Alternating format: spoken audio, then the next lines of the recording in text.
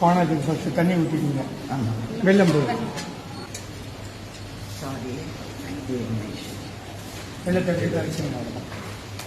நம்மளே கரைக்கணுமா? ஆமாம், கையில் அப்படியா?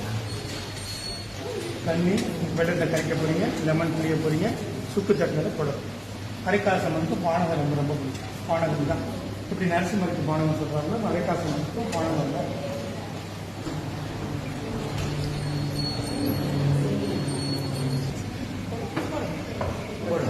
ஒன்றும் போடும், நல்லதாக இருக்கும்.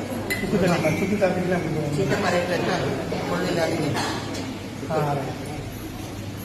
தண்ணியில் வெள்ளத்தை கரைச்சிட்டு லெமனை புழிஞ்சிட்டு சுக்கு தட்டி போட்டால் பானகம். ஒரு வேண்டுதல் நிறைவேறணும்னா அம்மனுக்கு பானகம் கரைச்சி கொடுப்பேன்னு போட்டுருந்தாங்க. அதான் மெயின்.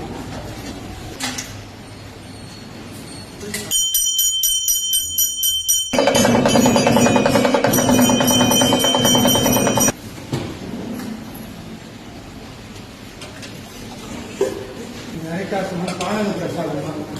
பானகம் தான் அரைக்காசம் விஷயம்.